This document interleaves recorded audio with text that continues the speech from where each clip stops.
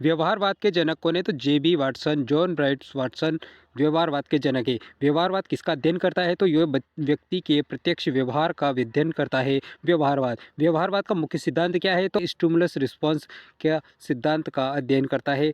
व्यवहारवाद का मुख्य सिद्धांत उद्दीपन प्रतिक्रिया का सिद्धांत है। व्यवहारवाद के अनुसार मन का अध्ययन कैसा होता है? तो दोस्तों अवैज्ञानिक अध्ययन होता है मन का व्यवहारवाद के अनुसार। व्यवहारवाद का नारा क्या है दोस्तों? तो व्यवहारवाद का नारा है जो दिखाई दे वही विज्ञान है, ये व्यवहारवाद का नारा है। अगला प्रश्न है छठा, व्यवहारवाद किस विधि पर आधारित है? तो प्रयोगात्मक विधि पर आधारित है व्यवहारवाद। व्यवहारवाद में चेतना को क्यों नकारा गया है? क्योंकि चेतना मापनीय नहीं है, इसलिए व्यवहारवाद में चेतना को नकारा गया है। व्यवहारवाद में वातावरण की भूमिका कैसी है? तो दोस्तों व्यवहारवाद में वातावरण की प्रमुख भूमिका है। व्यवहारवाद में सीखना क्या है? तो सीखना एक प्रकार का व्यवहार में परिवर्तन व्यवहारवाद के अनुसार सीखना होता है। व्यवहारवाद किस युग से में विकसित हुआ? तो दोस्तों 20वीं शताब्दी में व्यवहारवाद विकसित हुआ। अगला प्रश्न, व्यवहारवाद का दृष्टिकोण कैसा है? तो दोस्तों व्यवहारवाद का दृष्टिकोण यांत्रिक दृष्टिकोण है। व्यवहारवाद में बालक को कैसा माना जाता है? तो बालक को निष्क्रिय माना जाता है व्यवहारवाद के अनुसार। व्यवहारवाद में शिक्षा का आधार क्या है? तो दोस्तों अभ्यास और सुदृढ़ीकरण व्यवहारवाद का शिक्षा के क्षेत्र में प्रमुख आधार होता है। व्यवहारवाद में प्रेरणा किस प्रकार की होती है? तो प्रेरणा बाह्य रूप से होती है। और व्यवहारवाद का प्रमुख विरोध करने वाले कौन थे? किसने प्रमुख रूप से विरोध किया? तो चॉम्स्की ने व्यवहारवाद का प्रमुख रूप से विरोध किया था। अगला प्रश्न 16वां प्रश्न, व्यवहारवाद में मापन किसका होता है? तो व्यवहार का मापन होता है व्यवहारवाद के अंतर्गत। व्यवहारवाद का संबंध किस मनोविज्ञान से है? तो दोस्तों प्रायोगिक मनोविज्ञान से व्यवहारवाद का संबंध है। व्यवहारवाद का मुख्य उद्देश्य क्या है? तो इसका मुख्य उद्देश्य व्यवहार को नियंत्रित करना व्यवहारवाद का मुख्य उद्देश्य है। व्यवहारवाद किसे वैज्ञानिक मानता है? तो दोस्तों वे प्रत्यक्ष व्यवहार को वैज्ञानिक मानता है। व्यवहारवाद का मुख्य दोष क्या है? तो दोस्तों आंतरिक प्रतिक्रियाओं की उपेक्षा करना व्यवहारवाद का मुख्य दोष है। अगला प्रश्न, शास्त्रीय अनुबंधन सिद्धांत किसने दिया? तो इवान पेट्रोविच पावलोव के द्वारा शास्त्रीय अनुबंधन का सिद्धांत दिया गया था। कई बार एग्जामों में ये प्रश्न रिपीट हुआ है। पावलोव किस देश के निवासी थे? तो दोस्तों रूस के निवासी हैं पावलोव। पावलोव का प्रयोग किस पर किया गया? किस जानवर पर किया गया? तो पावलोव ने कुत्ते पर प्रयोग किया था। पावलोव किस प्रकार के व्यवहार पर बल देते हैं? तो दोस्तों पावलोव जो थे वो अनिश्चित व्यवहार पर सर्वाधिक बल देते थे। तो भोजन क्या है? तो बिना शर्त उद्दीपन यानी उद्दीपन के रूप में भोजन है। अगला प्रश्न 26वां प्रश्न, भोजन पर लार आना क्या है? तो दोस्तों कुत्ते के द्वारा जो प्रतिक्रिया की जाती है भोजन पर लार आना बिना शर्त प्रतिक्रिया UCR होता है। घंटी की आवाज़ क्या है? तो दोस्तों शर्ततः उद्दीपन होता है। घंटी पर लार आना क्या है? प्रश्न डबल रिपीट हुआ। शर्ततः प्रतिक्रिया CR यानी घंटी पर लार आना। पावलोव का सिद्धांत किस पर आधारित है? दोस्तों पावलोव का जो सिद्धांत है वो संबंध निर्माण पर आधारित है। किस पर आधारित है? संबंधों के निर्माण पर। शास्त्रीय अनुबंधन में सीखना कैसे होता है? तो दोस्तों शास्त्रीय अनुबंधन के सिद्धांत के अनुसार सीखना उद्दीपन के संबंध से होता है। अगला 31वां प्रश्न, पावलोव का प्रयोग किस प्रकार का था? तो दोस्तों का पावलोव ने जो प्रयोग किया वो जैविक प्रकार का प्रयोग था। शास्त्रीय अनुबंधन का उपयोग किस में होता है? तो दोस्तों शास्त्रीय अनुबंधन का उपयोग कहाँ होता है? तो भावनात्मक अधिगम के अंतर्गत शास्त्रीय अनुबंधन का प्रयोग होता है भावनात्मक सीखना के दौरान। भय का अधिगम किससे जुड़ा है? तो दोस्तों भय का जो अधिगम है वो शास्त्रीय अनुबंधन से जुड़ा हुआ है। शास्त्रीय अनुबंधन में पुरस्कार की भूमिका कैसी है? तो शास्त्रीय अनुबंधन के अनुसार पुरस्कार की भूमिका अप्रत्यक्ष रूप में होती है। पावलोव ने किस ग्रंथि का अध्ययन किया? तो दोस्तों पावलोव ने किलार ग्रंथि पर अध्ययन किया। अगला है 36वां प्रश्न, शास्त्रीय अनुबंधन में व्यवहार कैसा होता है? तो व्यवहार स्वाभाविक होता है शास्त्रीय अनुबंधन में। पावलोव का सिद्धांत किस पर लागू नहीं होता है? तो जटिल अधिगम पर पावलोव का सिद्धांत लागू नहीं होता है। पावलोव को किस क्षेत्र में नोबेल पुरस्कार मिला है? तो दोस्तों शरीर विज्ञान के अंतर्गत शारीरिक विज्ञान के अंतर्गत नोबेल पुरस्कार मिला है पावलोव को। शास्त्रीय अनुबंधन का शिक्षा में क्या उपयोग है? तो दोस्तों अच्छी आदतों का निर्माण करना शिक्षा के क्षेत्र में शास्त्रीय अनुबंधन का उपयोग है। पावलोव का सिद्धांत किस प्रकार का है? तो दोस्तों निष्क्रिय अधिगम प्रकार का सिद्धांत है पावलोव का। बढ़ते हैं अगले प्रश्न की ओर, प्रयत्न एवं त्रुटि का सिद्धांत किसने दिया? दोस्तों प्रयत्न एवं त्रुटि का सिद्धांत EL थार्नडाइक के द्वारा दिया गया था। अमेरिका के निवासी है थार्नडाइक। थार्नडाइक का प्रयोग किस पर किया गया था? तो इन्होंने बिल्ली पर प्रयोग किया था और पावलोव ने कुत्ते पर प्रयोग किया था।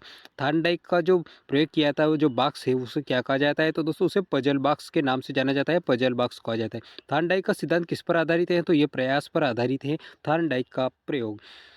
प्रभाव का नियम का क्या है? तो दोस्तों प्रभाव का नियम सुखद परिणाम व्यवहार को मजबूती देता है। प्रभाव का नियम। दोस्तों वीडियो आपको पसंद आ रहा है तो लाइक और चैनल को सब्सक्राइब करना मत भूलिएगा। तो बढ़ते हैं अपन अगले प्रश्न की ओर।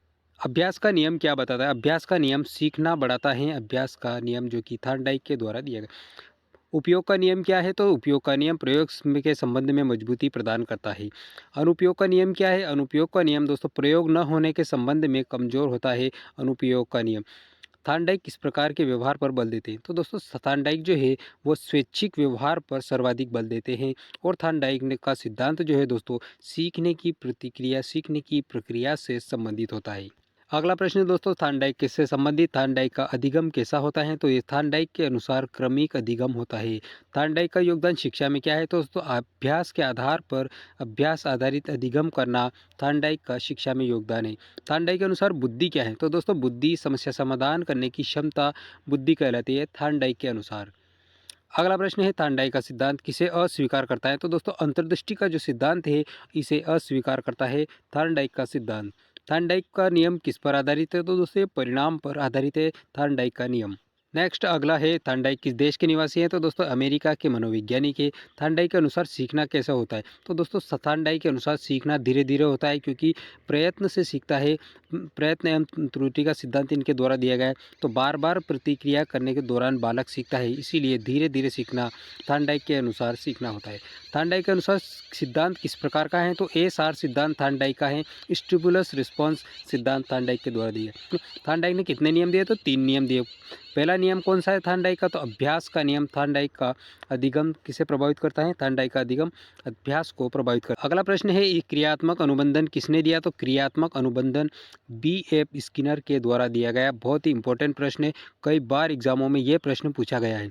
स्किनर का प्रयोग किस पर किया गया? तो दोस्तों स्किनर ने प्रयोग चूहे और कबूतर पर किया था। ये प्रश्न भी कई बार एग्जामों में रिपीट हुआ है। स्किनर बॉक्स किससे संबंधित है? तो क्रियात्मक अनुबंधन से संबंधित है स्किनर बॉक्स। क्रियात्मक अनुबंधन किस व्यवहार से जुड़ा है? तो दोस्तों स्वैच्छिक व्यवहार से जुड़ा है क्रियात्मक अनुबंधन।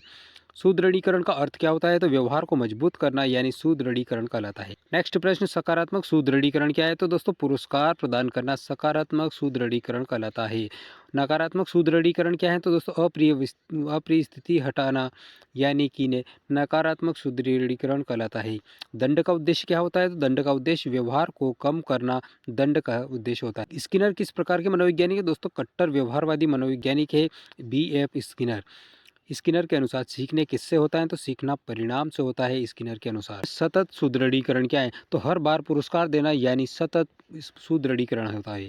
आंशिक सुदृढ़ीकरण क्या होता है? तो आंशिक सुदृढ़ीकरण कभी कभी पुरस्कार देना आंशिक सुदृढ़ीकरण होता है। दोस्तों इन फैक्ट से संबंधित कई बार प्रश्न बनाए जाते हैं और वो एग्जाम में टीचिंग एग्जाम के लिए आते रहते हैं। व्यवहार संशोधन किससे संबंधित है? दोस्तों स्किनर से संबंधित है व्यवहार का संशोधन। स्किनर का सिद्धांत किस पर आधारित है? ये परिणाम पर आधारित है स्किनर का सिद्धांत। स्किनर के अनुसार भाषा कैसे सीखते हैं? तो दोस्तों सुदृढ़ीकरण से भाषा सीखते हैं स्किनर के अनुसार। दोस्तों आज की वीडियो के 99 प्रश्न वन लाइनर फॉर्मेट में है सारे प्रश्न। अगला प्रश्न है स्किनर ने किसे अस्वीकार किया? तो दोस्तों जन्मजात प्रवृत्तियों को B.F. स्किनर ने अस्वीकार कर दिया था।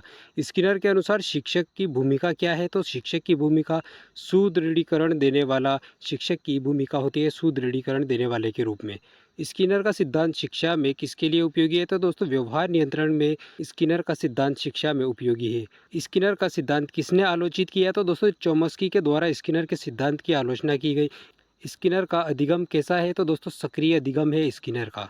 अगला प्रश्न है व्यवहारवाद की औपचारिक घोषणा किसने की थी? तो वाटसन के द्वारा की गई थी, J.B. वाटसन के द्वारा। वाटसन का प्रसिद्ध प्रयोग कौन सा था? तो लिटिल एल्बर्ट उनका प्रसिद्ध प्रयोग था। लिटिल एल्बर्ट प्रयोग किससे संबंधित है? तो दोस्तों भय अधिगम से संबंधित है लिटिल एल्बर्ट प्रयोग। वाटसन के अनुसार भावनाएं कैसी होती है? तो दोस्तों सीखी हुई होती है भावनाएं वाटसन के अनुसार। वाटसन ने कितनी जन्मजात भावनाएं मानी है? तो उन्होंने 3 जन्मजात भावनाएं बताई J.B. वाटसन ने। 3 जन्मजात भावनाएं कौन कौन सी है? तो भय, क्रोध और प्रेम, ये 3 भावनाएं बताई उन्होंने। वाटसन के अनुसार बुद्धि क्या है? तो सीखा हुआ व्यवहार J.B. वाटसन के अनुसार बुद्धि है। वाटसन किस सिद्धांत के समर्थक थे? तो दोस्तों SR सिद्धांत के समर्थक थे J.B. वाटसन। व्यवहारवाद में शिक्षक की भूमिका क्या है? तो दोस्तों शिक्षक जो होता है उसकी एक नियंत्रक के रूप में व्यवहारवाद में शिक्षक की भूमिका होती है। व्यवहारवाद का उपयोग किस क्षेत्र में अधिक है? तो दोस्तों शिक्षा के क्षेत्र में इसका सर्वाधिक उपयोग है। अगला व्यवहारवाद में पाठ्यक्रम कैसा होना चाहिए? तो दोस्तों उद्देश्यों पर आधारित पाठ्यक्रम होना चाहिए व्यवहारवाद के अनुसार। व्यवहारवाद में मूल्यांकन किस पर आधारित है? तो व्यवहार में परिवर्तन से संबंधित मूल्यांकन इस पर व्यवहार परिवर्तन पर आधारित है। व्यवहारवाद किसे नकारता है? तो दोस्तों ये अंतर्दृष्टि को नकारता है। व्यवहारवाद का मुख्य आधार क्या है? तो वातावरण व्यवहारवाद का मुख्य आधार है। व्यवहारवाद में अनुकरण का महत्व किसने माना है? तो दोस्तों अनुकरण का महत्व जे.बी. वाटसन ने माना है व्यवहारवाद में। व्यवहारवाद के अनुसार व्यक्तित्व क्या है? तो दोस्तों व्यवहारवाद के अनुसार व्यक्तित्व सीखी हुई आदतों का योग व्यवहारवाद के अनुसार व्यक्तित्व होता है। व्यवहारवाद का विरोध कौन करता है? तो दोस्तों मानसिकवादी व्यवहारवाद का विरोध करते हैं। व्यवहारवाद का प्रभाव किस पर पड़ा है? तो शिक्षा मनोविज्ञान पर व्यवहारवाद का सर्वाधिक प्रभाव पड़ा था। व्यवहारवाद का मुख्य केंद्र बिंदु क्या है? तो दोस्तों व्यवहारवाद का मुख्य केंद्र बिंदु है व्यवहार का परिवर्तन करना व्यवहारवाद का मुख्य केंद्र बिंदु है। दोस्तों वीडियो आपको पसंद आया तो लाइक और चैनल को सब्सक्राइब दोस्तों में अपने ज़्यादा से ज़्यादा शेयर कीजिए। और दोस्तों वीडियो आपको कैसा लगा कमेंट करके बताइए। मिलेंगे दोस्तों अगले टॉपिक के साथ, तब तक के लिए आपको बहुत बहुत धन्यवाद।